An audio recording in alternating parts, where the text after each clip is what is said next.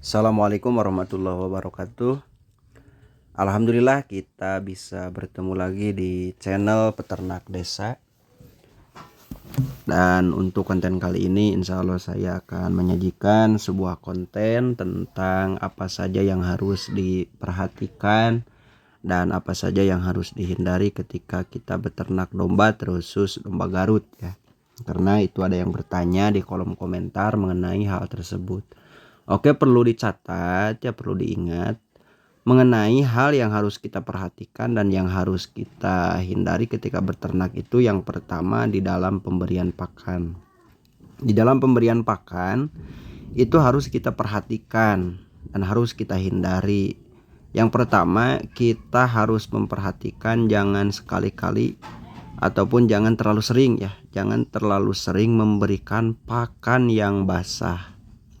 Terus basahnya itu basah di pagi hari. Kalau istilah Sunda itu disebutkan rumput atau napi jukut anu masih kene ayat cai ibunan ya. Rumput yang mengandung embun. Karena apa? Karena itu sangat berbahaya ya ketika kita terlalu sering memberikan pakan yang basah karena embun. Karena jukut anu masih kene loba cai ibun itu akan menyebabkan domba itu terkena penyakit. Beragam penyakit yang akan terkena kepada domba ketika kita terlalu sering memberikan rumput yang basah. Yang paling sering terjadi itu penyakit cacingan dan penyakit mencret dan penyakit-penyakit yang lain. Itu yang pertama. Yang kedua, di dalam pemberian pakan yang harus kita perhatikan itu adalah ketika kita memberikan pakan tambahan berupa singkong ya. Karena ini juga sekaligus menjadikan permasalahan di setiap peternak, terkhusus di peternak pemula. Karena tidak tahu cara memberikan pakan berupa singkong, pakan tambahan. Padahal pakan berupa singkong itu sebetulnya sangat bagus ya untuk domba.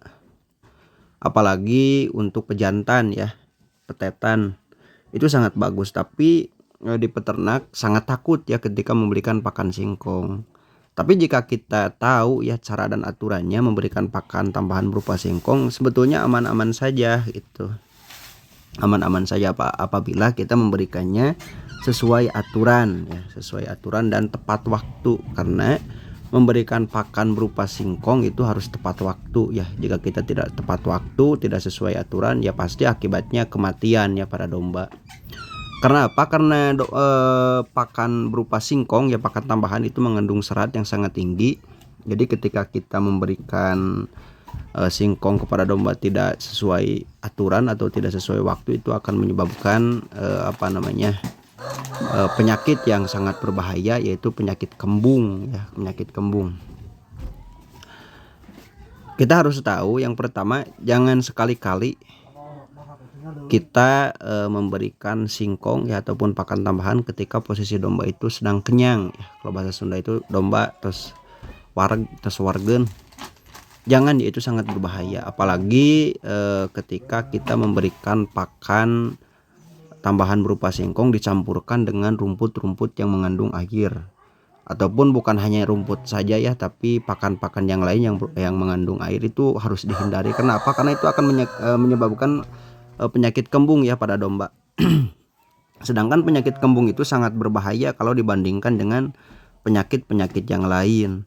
Penyakit kembung itu sangat cepat ya, menuju kematian itu sangat cepat. Beda halnya dengan penyakit-penyakit yang lain. Kalau mencret, kalau cacingan itu mungkin ada jeda waktu beberapa hari ya, bahkan sampai sebulan domba masih kuat ya. Ketika mencret, ketika cacingan itu masih kuat ya domba. Tapi beda halnya ketika terserang penyakit kembung. Penyakit kembung itu 2-3 jam domba sudah mati ya. Itu bahayanya penyakit kembung. Dan itu bisa disebabkan oleh pemberian pakan berupa singkong yang tidak tahu aturan. Tapi yang saya aplikasikan ya setiap hari, kalau saya sih memakai aturan, domba saya aman-aman saja gitu.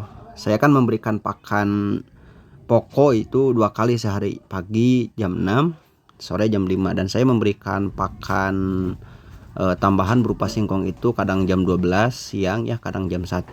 Itu jangan terlalu dekat ya dengan pakan yang pokok, karena dikhawatirkan akan terkena penyakit kembung.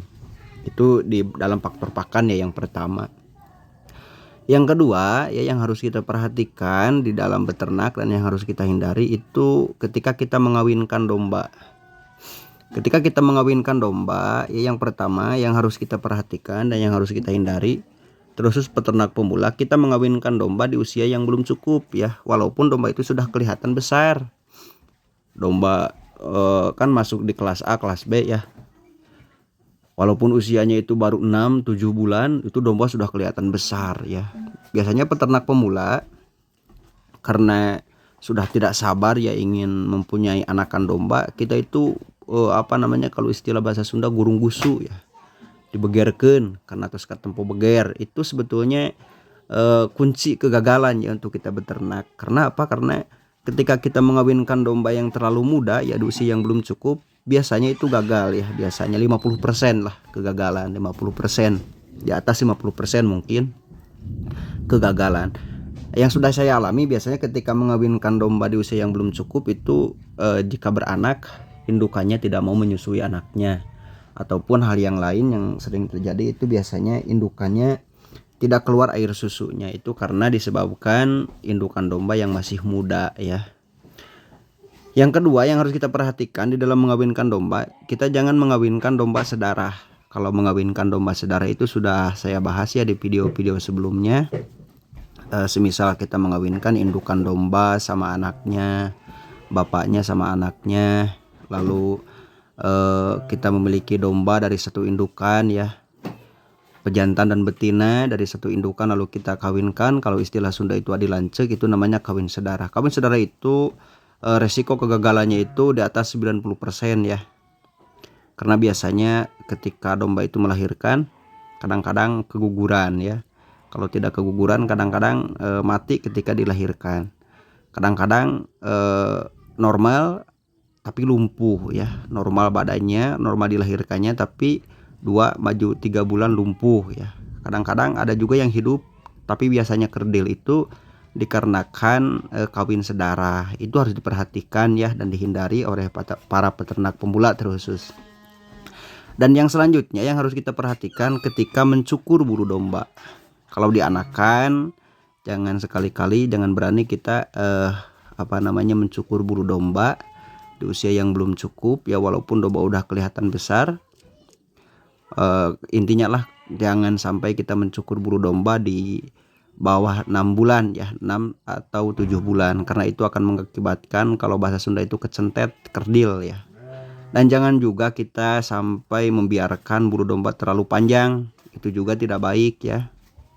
Itu juga tidak baik karena jika kita mengawinkan domba jika kita membiarkan bulu domba yang terlalu panjang ya, kita tidak akan bisa mengontrol kesehatan domba terkhusus di kulit ya. Karena domba itu rentan terkena penyakit kudis, kurap, kalau bahasa Sunda itu budug.